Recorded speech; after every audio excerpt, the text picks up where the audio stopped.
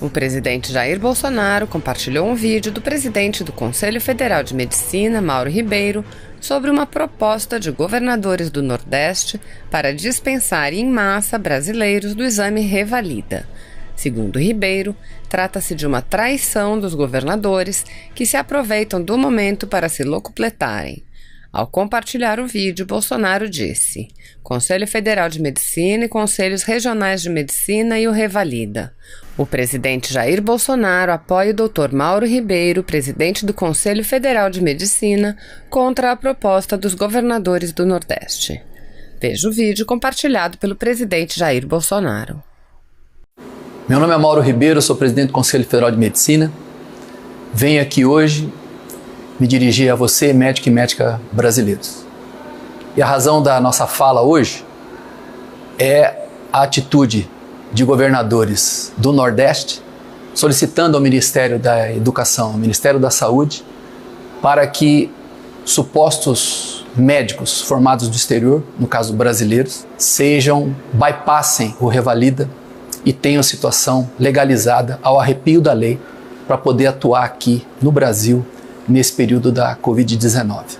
Vejo essa situação como uma situação de traição desses governadores, com argumentos falaciosos, com argumentos mentirosos, se aproveitando do momento de maior ameaça da história da nossa sociedade em relação a uma doença terrível, altamente transmissível e de uma letalidade muito rápida, para aprovarem algo totalmente desprezível, se locupletando no sentido de garantir a esses brasileiros o direito de atender a população brasileira sem mostrar nenhum tipo de conhecimento médico para esse fim. Estamos profundamente decepcionados, estarrecidos com essa atitude dos governadores, baseados numa mentira, porque não existe no momento nenhuma necessidade de pessoas que nós nem sabemos se são médicos, de pessoas que não fizeram nenhum tipo de prova no sentido de mostrar incompetência para atender a população brasileira, para atender os brasileiros nesse momento.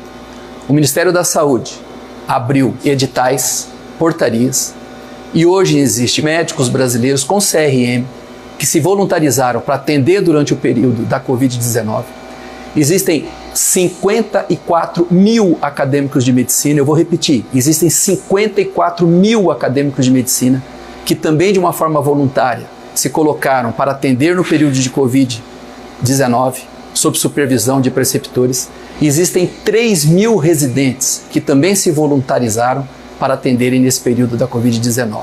Então não existe a menor razão, não existe a menor fundamentação na fala desses governadores, no sentido de querer que esses 15 mil brasileiros formados do exterior, por uma necessidade da população brasileira, venham atender no Brasil. O Conselho Federal de Medicina não tem nenhum sentimento xenofóbico em relação a esses brasileiros. Eles têm todo o direito de irem para onde eles quiserem, formarem aonde quiserem, e depois têm também o direito, como brasileiros, de voltarem para o Brasil e trabalharem como médicos. A única coisa que nós exigimos é que eles façam a prova de suficiência, que no caso é o Revalida. É a única exigência do Conselho Federal de Medicina, que eles mostrem o mínimo de conhecimento, porque o Revalida é uma prova de moderada a fácil, que dê a eles o direito, depois de concluído o processo de revalidação, de atender a população brasileira. Agora fica aqui o nosso repúdio a essa atitude covarde dos governadores do Nordeste, se aproveitando de um momento trágico para a nossa sociedade, através de argumentos mentirosos, para simplesmente criarem um casuísmo no sentido de legitimarem esses supostos médicos, que nós nem sabemos se são médicos, de atender a população brasileira sem fazer o Revalida. Existem excelentes faculdades de medicina no Paraguai, na Bolívia, na Argentina. Agora, os brasileiros formados nas boas faculdades desses países não têm nenhuma dificuldade de passarem, serem aprovados no Revalida. Nenhuma. Agora, o que nós estamos falando é um grupo de brasileiros que vão estudar em uma das 9 ou 10 ou 11 faculdades que existem em Pedro Juan Cabaleiro, na fronteira de Ponta Porã, Mato Grosso do Sul, ou lá em Cidade del Leste, na fronteira com Foz do Iguaçu. Também outras tantas, quase uma dúzia delas. são faculdades de péssima qualidade, onde não existe a menor condição de um processo de ensino-aprendizagem na complexidade que exige a medicina. E pasmem, esses supostos médicos, eles são formados nessas faculdades, cujos donos, na maioria das vezes, são empresários brasileiros. Essas faculdades, basicamente, só têm estudantes brasileiros que não podem exercer a medicina naqueles países. Então, são graduandos formados para exportação no Brasil. Para terminar, o último revalida foi em 2017, concluído em 2019. Esses revalidandos ficam criticando o MEC, que o revalida é feito pelo MEC através do INEP, não é uma prova do Conselho Federal de Medicina. E por que levou 2 anos para o MEC concluir o revalida? Porque esses revalidandos entraram com mais de 1000 ações contra o INEP. E essa foi a razão que levou 2 anos para a conclusão do revalida de 2017. Eram aproximadamente 8.500 inscritos, passaram um pouco mais de 300, por volta de 3% dos aprovados. Qual é a responsabilidade do Conselho Federal de Medicina ou das outras entidades médicas ou dos médicos e médicas brasileiras se essas pessoas não conseguem passar no revalida? É legítimo também que as entidades médicas exijam que eles demonstrem um mínimo de competência através da aprovação no revalida para atender a população brasileira.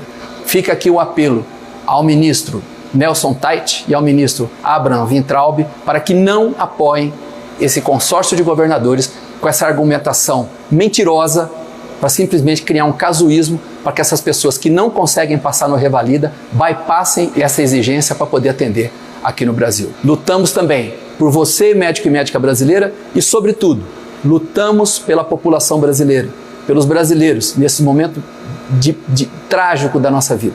E nós, médicos, junto com enfermeiros e técnicos de enfermagem, é que estamos à frente nesse momento, enfrentando esse adversário terrível que é o Covid-19.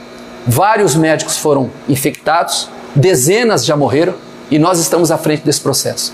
O que esses governadores tinham que fazer, ao invés de ficar fazendo política barata, baseada em argumentos mentirosos, era garantir para os médicos, para os enfermeiros, para os técnicos de enfermagem, para os fisioterapeutas, para o pessoal da limpeza, para todos que nesse momento estão nos hospitais enfrentando essa pandemia, garantir EPIs que deem um mínimo de segurança para que esses profissionais possam atuar com um mínimo de segurança em relação à sua saúde pessoal.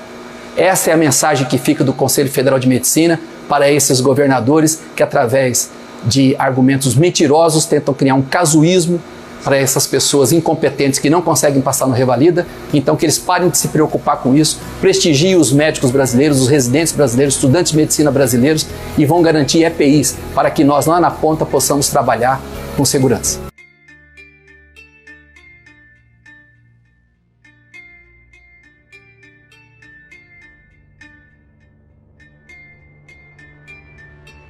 O ministro da Infraestrutura, Tarcísio Gomes de Freitas, participou hoje de uma conversa virtual com representantes de instituições financeiras.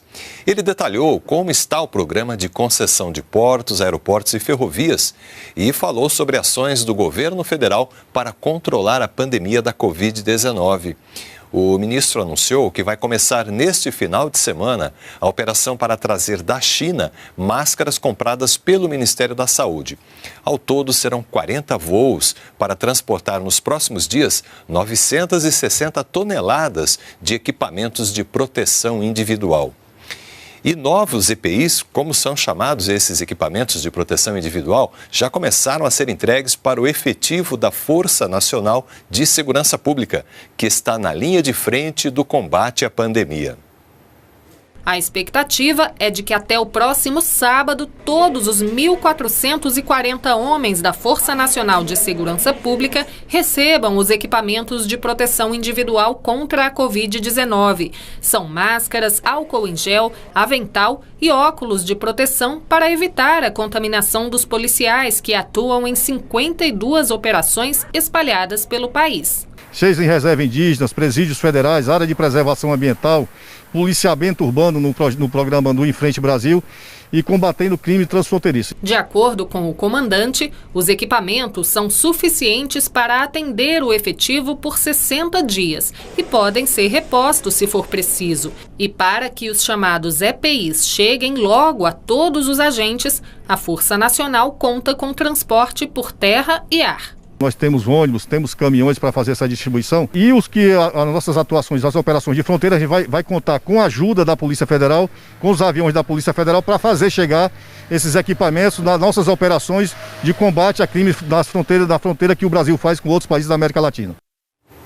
O Fundo Nacional de Desenvolvimento da Educação antecipou o repasse da quarta parcela de 364 milhões e 400 mil reais do Programa Nacional de Alimentação Escolar para estados e municípios. Mesmo com a suspensão das aulas presenciais nas escolas públicas de todo o país, por causa da pandemia do novo coronavírus, o governo federal mantém os repasses para garantir a entrega de alimentos para as famílias dos estudantes. A orientação do FNDE é que a distribuição seja realizada em forma de kits, definidos pela equipe de nutrição local, de acordo com a faixa etária de cada estudante e o período em que estaria sendo atendido na unidade escolar. Se você apoia Jair Bolsonaro, curta este vídeo, manifeste a sua opinião e compartilhe para que a vontade do povo brasileiro seja conhecida. Inscreva-se no canal para ter acesso gratuito ao nosso conteúdo. Uma produção Folha Política.